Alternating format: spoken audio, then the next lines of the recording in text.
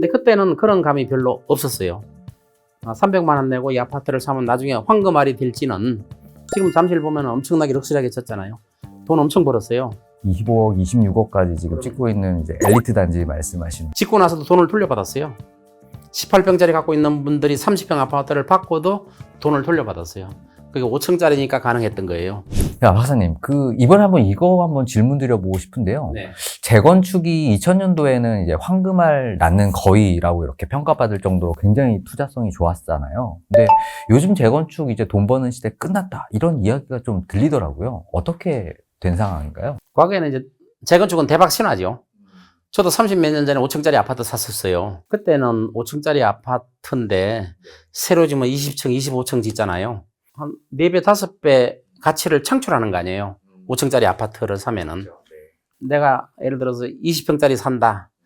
그럼 30몇 평 아파트를 받고도 돈을 또 많이 돌려받아요. 그럼 대박 아니에요? 그래서 과거에 5층짜리 아파트들은 대박 신화라고 그랬어요. 사면은 돈을 엄청 버는 거예요. 평수도 넓혀가고 또 돈도 받아요. 청산금으로. 대박 신화예요. 이제 한 10년, 20년 전에는 아파트가 이제 20층, 25층, 30층짜리 아파트가 졌잖아요.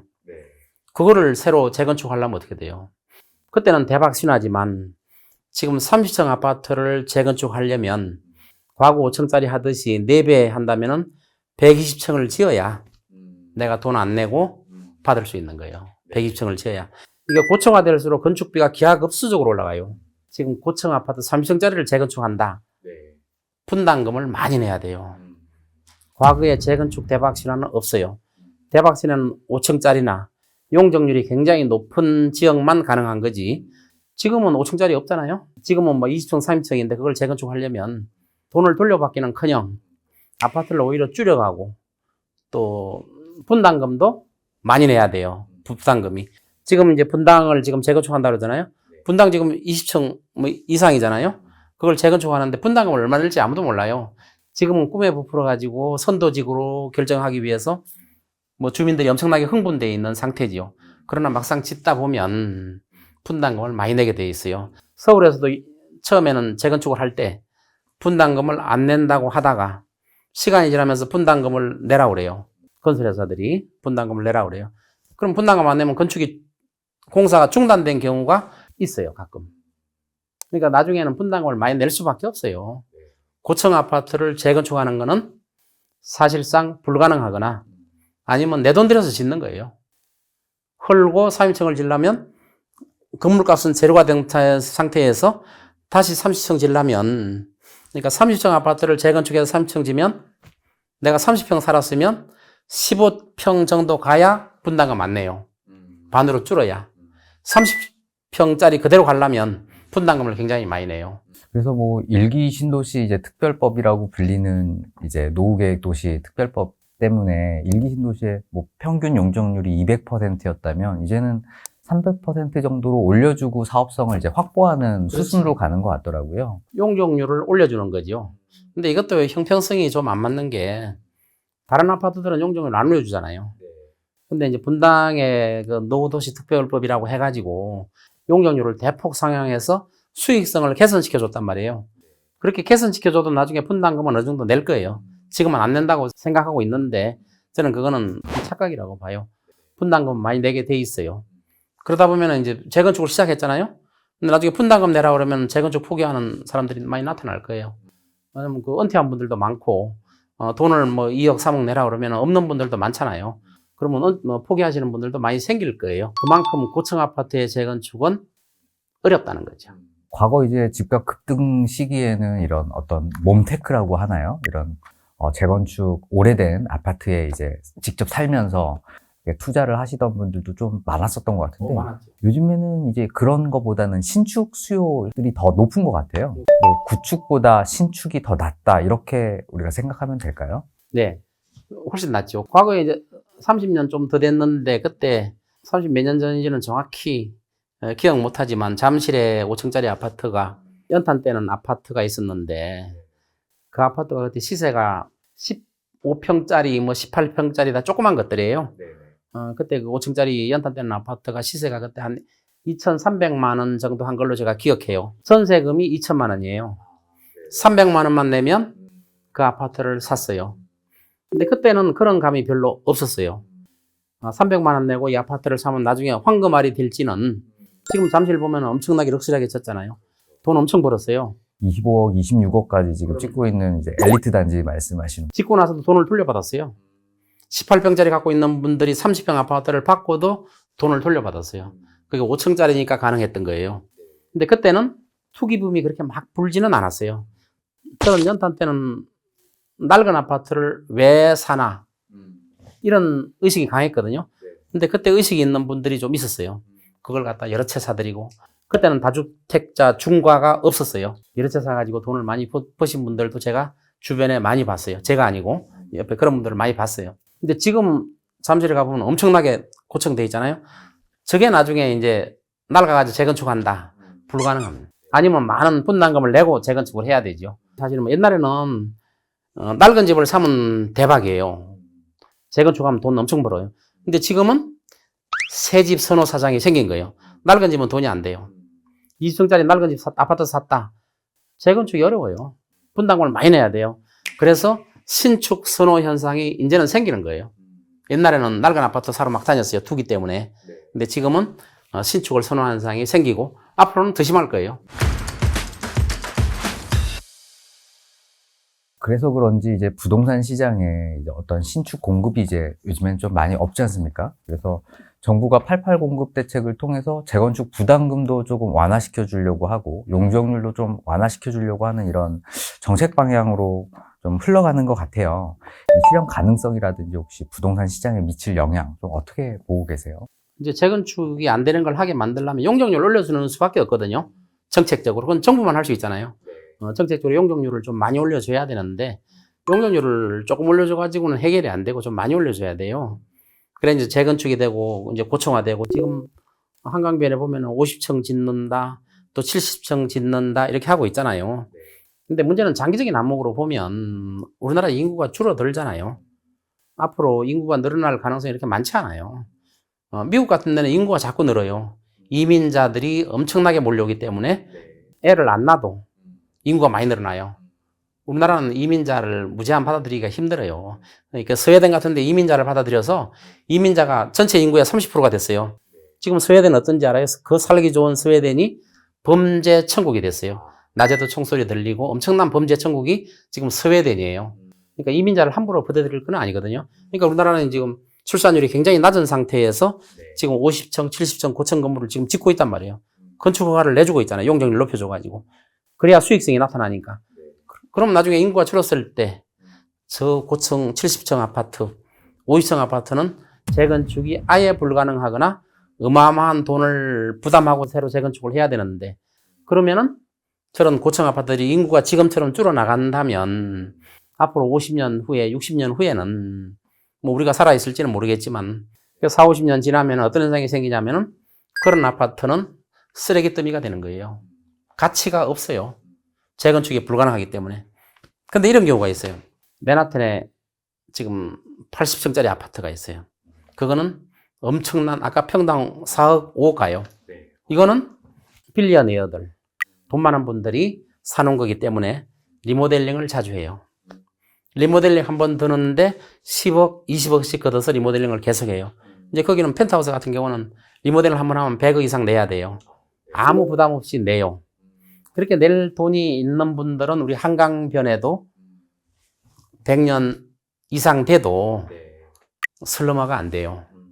그런데 그런 능력이 없으면 저거는 50층, 70층 아파트는 쓰레기 더미가 되고 아무 가치가 없는 땅이 돼버리는 거예요. 근데 그만한 돈이 있는 분들이 산다면 아무 지장 없어요. 또 엄청나게 비싼 아파트가 되는 거예요. 계속 돈이 들어가니까. 관리비 들어가고 수선비, 유지비, 리모델해서 계속 살 수 있거든요. 예를 들어 70층 아파트를 뭐 200층 만들 수는 없잖아요. 70층 그대로 유지하려면 리모델을 해야 되잖아요. 그럼 엄청난 돈이 들어간다는 거죠. 결국에는 뭐 모든 게 돈과 또 연관되는 부분이라고 우리가 생각하면 돼요. 초상류층, 현금을 가지고 운영하는 초상류층. 조금 전에 말했던 맨하탄 그 70층 아파트 한 달 관리비가 얼마인지 알아요? 재산세하고? 얼마인가요? 재산세가 20억에서 30억이에요. 펜트하우스를 말하는 거예요. 아, 네네네. 100평짜리 펜트하우스. 세금만 2, 30억이다라는 말씀. 재산세하고 포함해서. 미국은 재산세가 세거든요. 그래서 월 2, 30억 관리비를 물 분들은 거기 사는 거죠. 그런데 우리나라 한강변에 만일에 10억 이상 월 관리비를 내라. 살 사람 있어요, 물론. 근데 그렇게 많은 사람이 없다는 거죠. 미국이라는 데는 세계 부자들이 다 몰려드니까 가능한 거고, 우리나라 같은 경우는 월 관리비 1억만 내라고 해도 못 살 사람들이 태반이에요. 그래서 슬럼화 된다는 거예요. 초고층 아파트들은 앞으로. 박사님이 이제 말씀하시는 요지를 좀 알 것 같아요. 초고가 시장에 대한 어떤 수요 자체가 우리나라가 극소수가 있다는 거죠. 자, 그러면 이제 그 시장 말고 일반적으로 우리 부동산 시장에서의 재건축, 재개발 만약에 투자하시려고 하시는 혹은 생각하고 계시는 분들이 계실 것 같은데 어떤 점을 좀 유의해서 조금 보면 무조건 용적률을 봐야죠. 용적률이 커야 돼요. 대지 지분이 많아야, 대지분이 뭐 17평, 18평 이상 되면 재건축해도 효과가 있는데, 대지 지분이 낮은 거. 예를 들어서 그 잠실의 시그니엘 아파트, 120층짜리 있잖아요. 거기는 50평 아파트를 가지고 있어도 그 대지 지분이 얼마인지 알아요? 2평 정도. 2평 내지 3평. 그럼 나중에 그 건물이 무너지면 자기는 2평만 갖고 있는 거예요. 그게 무슨 값이 돼요? 건물은 값이 없어지는 거거든요, 장기적으로. 근데 잠실 그 120층 아파트는 유지할 수 있는 게 엄청난 돈을 들여서 앞으로 리모델을 계속 해나가서 100년, 200년까지 유지할 수 있을 거예요. 근데 그러한 부담 능력이 없으면 거기 살고 있는 분들한테 우리 리모델 할 테니까 10억 내세요, 20억 내세요. 낼 능력 없는 분들은 떠나고 능력이 있는 분들만 사는 거죠, 거기. 그러면 계속 럭셔리 아파트로 남아있고 또 럭셔리 오피스로 남아있는 거예요. 그러니까 상업용 빌딩 같은 거는 괜찮아요. 63빌딩, 63층이잖아요. 거기도 계속 많은 돈을 들여서 리모델 하는 거예요. 근데 거기는 수익성 부동산이잖아요. 그러니까 수익이 나오니까 그 돈 가지고 다시 투자를 하는데 아파트는 수익이 안 나오잖아요. 그런데 수익이 안 나오는데 많은 돈을 투자할 수 있겠어요? 그래서 대부분의 아파트들은 나중에 슬럼화 될 수밖에 없다는 거죠. 박사님, 그 요즘에 뭐 젊은 사람들 중에서는 얼죽신이라고 하죠. 얼죽신이라고 있죠. 얼어 죽어도 신축이라는 신축을 굉장히 선호하더라고요. 이렇게 구축보다 신축을 선호하는 이런 어떤 원인이라든지 박사님이 보시기에도 뭐 여전히 뭐 신축이 낫다라. 신축이 낫죠, 지금은. 과거에는 이제 구축을 좋아했던 이유가 재건축 대박 신화 때문에 좋아했어요. 구축을 사면 돈이 되잖아요. 근데 지금은 대부분 다 구청이니까 돈이 안 되잖아요. 그러면은 당연히 신축 사는 게 낫죠. 과거에는 낡은 아파트일수록 좋았죠. 왜? 그 돈을 많이 버니까. 근데 지금은 당연히 신축을 좋아할 수밖에 없죠. 돈이 안 남는데 구축을 살 이유는 아무것도 없는 거죠. 저부터도 새 집 살래, 헌집 살래. 헌집이 큰 돈을 보장해 준다면 사겠지만 그렇지 않으면 당연히 새 집이 살 것이고 신축이 값이 비싼 건 당연한 거죠. 그래도 뭐 신축이라는 게 결국에는 제한적인 상황일 텐데 우리가 뭐 신축 혹은 구축을 선택할 때 어떻게 조금 접근을 좀 하는 게 좋을까요? 이제 앞으로는 신축도 뭐 10년, 20년 지나면 구축이 되잖아요. 그러니까 신축이 많이 없어질 수밖에 없어요. 시간이 갈수록. 재건축하는데 어려움이 많이 따르니까. 리모델을 앞으로 계속 활성화시켜야 돼요. 미국 같은 데는 보면 주택이 20년 된 것까지 신축이라고 봐요. 20년까지는. 그래서 20년 된 거는 새 집이다 이렇게 표현을 해요. 근데 우리나라는 20년 되면 뭐 물이 새고, 그러니까 집을 질 때 잘 지어야 돼요. 처음에 질 때. 우리는 지금 집을 질 때 잘 질지를 않고 경제성만 따지는 거예요. 최소의 비용으로 최대의 수익을 올린다. 이게 경제 원칙 아니에요. 그러다 보니까 집을 질 때 뭐 좀 비도 좀 새고 또 화장실에 뭐 또 오물도 좀 있고 막 집을 제대로 안 져요. 그래서 우리나라 아파트가 한 3, 40년 되면 배관 때문에 살기가 어렵게 만들어져요. 근데 미국 같은 데는 아파트를 질 때 또 주택을 질 때 배관을 쉽게 교체할 수 있도록 처음부터 집을 져요. 그 나중에 배관이 나가면 배관만 살짝 갈면 되는데 우리나라는 배관이 다 묻혀 있기 때문에 가려면 아파트 전체를 새로 신축해야 돼요. 그래서 뭐 30년 지나면 뭐 재건축한다고 전부 다 막 난리가 나는 거죠. 앞으로는 그러면 안 되는 거죠. 왜? 시간이 지날수록 신축도 구축이 되기 때문에. 그래서 앞으로 리모델해서 사는 그런 형태를 취해야 될 것 같아요. 그래서 우리나라도 아, 20년 지나면 새 집이다. 이럴 때가 올 거예요. 근데 지금은 20년 지나면 어때요? 아, 이제 뭐 한 10년 있으면 재건축 하겠네? 이런 생각을 하잖아요.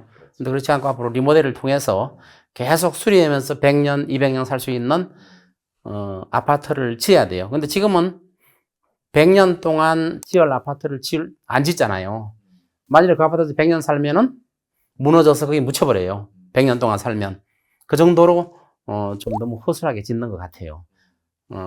그래서 처음에 질 때, 제대로 지어야 돼요. 우리가 재건축을 할 때 재건축 조합원들은 분담금을 적게 내기를 바라잖아요. 그러니까 건축비를 줄인단 말이에요. 건설회사가. 줄이면 어떻게 현상이 생겨요? 아파트를 튼튼하게 못 짓죠. 20년짜리, 30년짜리 아파트를 짓는 거예요. 근데 100년짜리 아파트를 지려면 어떻게 해야 돼요? 거기 살고 있는 조합원들이 분담금을 많이 부담해야 돼요. 많이 부담하고 튼튼하게 져야 돼요. 근데 그렇게 안 하잖아요. 당장 비용 적게 들어가는 것만 생각하고 뭐 30년, 40년 후에는 내가 살아있을지도 모른다 하기 때문에 돈을 적게 달라고 하는 거예요. 그래서 우리나라도 이제 건축을 할 때 질 때 100년 가는 아파트를 처음부터 지어야 돼요. 왜냐하면 신축을 선호하는데 신축은 시간이 지날수록 다 구축이 되기 때문에 리모델을 통해서 신축 형태로 만들어 나가야 돼요. 재건축이 아니라.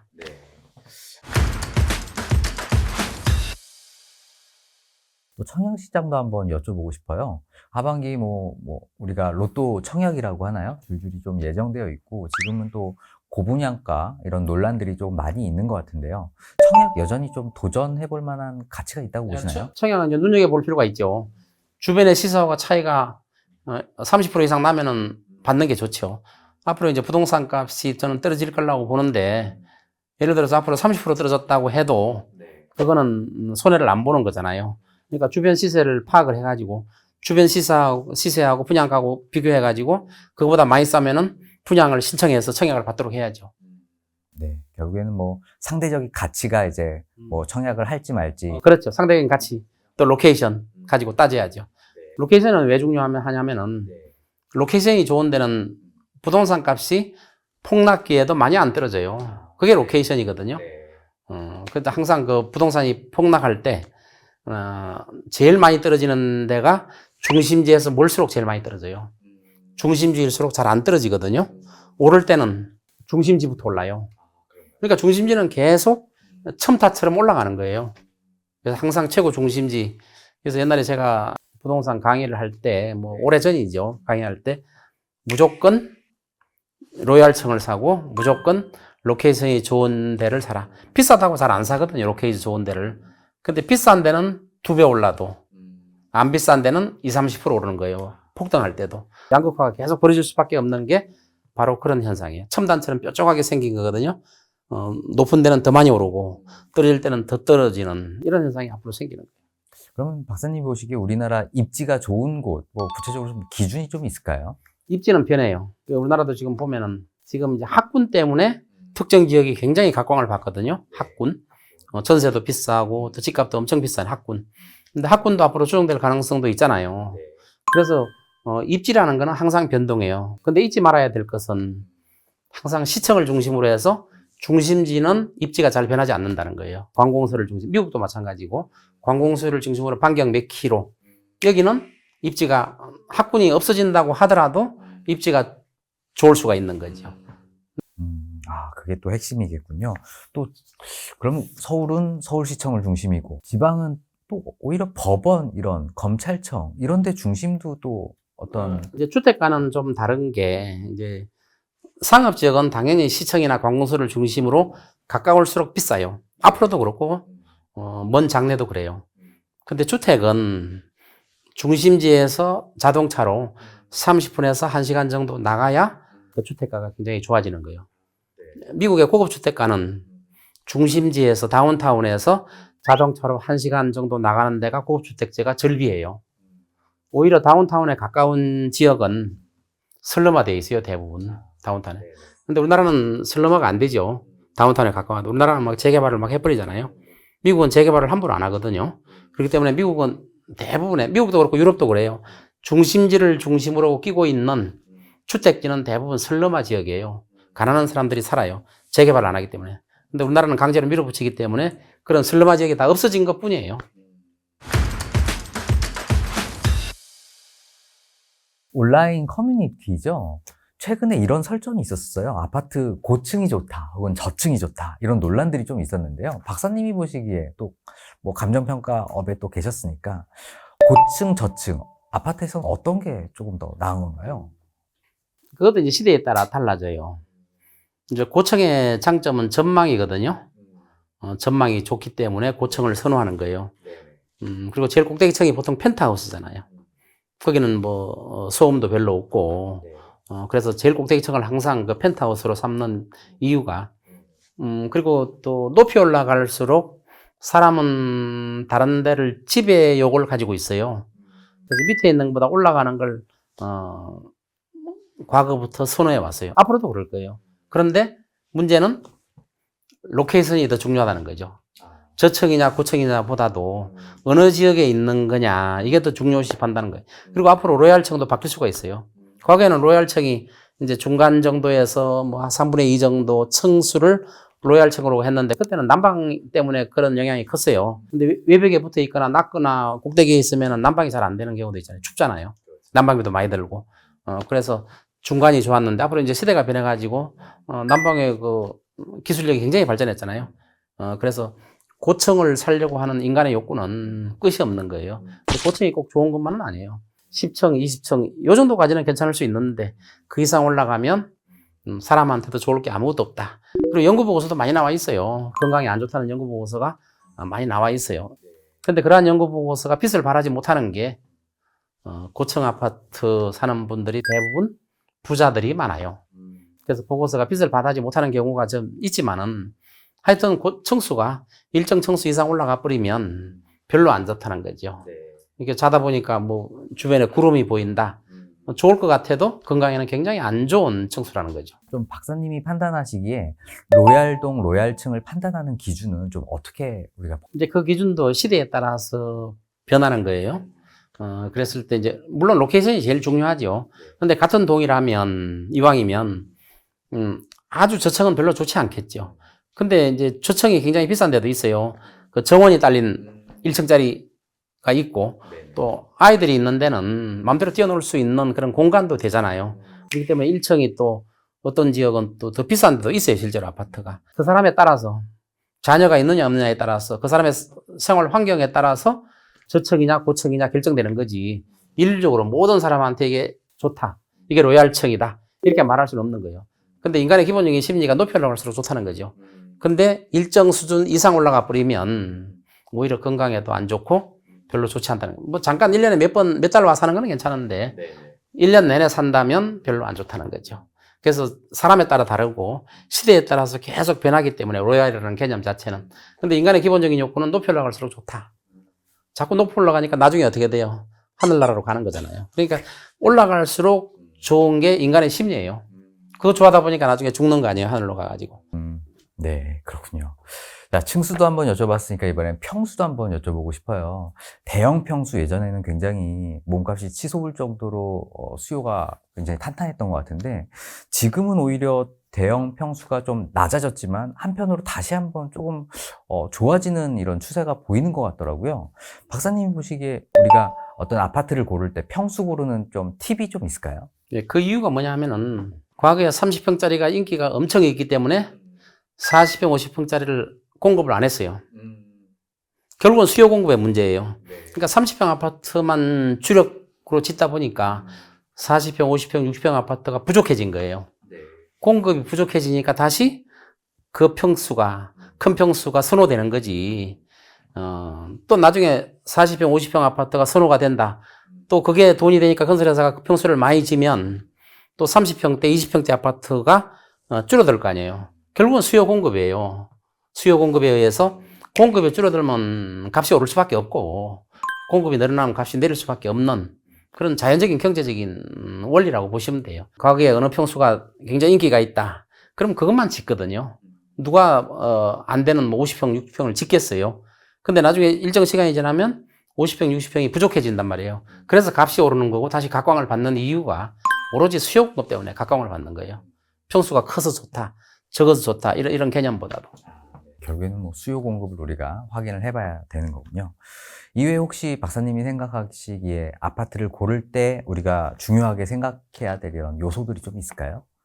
그것도 이제 개인의 성향에 따르는데, 저는 제일 좋은 거는 단독주택에 사는 게 최고 좋다고 보는데, 우리나라는 아직도 아파트 선호 사상이 없어지려면 아직 멀었어요. 그리고 아파트를 너무 많이 져놨어요. 그래서 단독주택이 좋긴 하지만은, 아파트가 너무 많이 졌기 때문에, 어차피 로케이션이 좋은 아파트 지역, 그 다음에 가급적이면 신축 아파트. 앞으로는 구축보다 신축이 더 많이 오를 거거든요. 그래서 값이 똑같이 오를 때 구축보다 신축이 더 많이 올라요. 그럴 수밖에 없어요. 재건축 대박 신화는 없어졌기 때문에. 그래서 신축일수록 저는 좋다고 보고, 또 가장 중요한 거는 결국 로케이션이에요. 로케이션은 변해요. 변하지만 불변의 진리가 아까 말한 것처럼 중심지에서 그렇게 멀지 않은 곳이어야 된다는 거죠. 지금 전원주택 같은 경우가 중심지 병원하고 너무 머니까 전원주택은 지금 엄청나게 값이 폭락했어요. 그거와 마찬가지로 주택도 중심지와 멀지 않으면서 쾌적성도 갖추고 있는 이런 집을 선택을 해야 된다는 거죠. 오늘은 국내 1호 부동산학 박사님이시죠? 서동기 박사님을 모시고 현재 부동산 시장 진단부터 전망까지 인사이트 들어보는 시간을 가졌습니다. 오늘 영상도 좋으셨다면 구독, 좋아요, 알림 설정 부탁드리고요. 다음에도 더욱 유익한 영상으로 찾아뵙도록 하겠습니다. 감사합니다.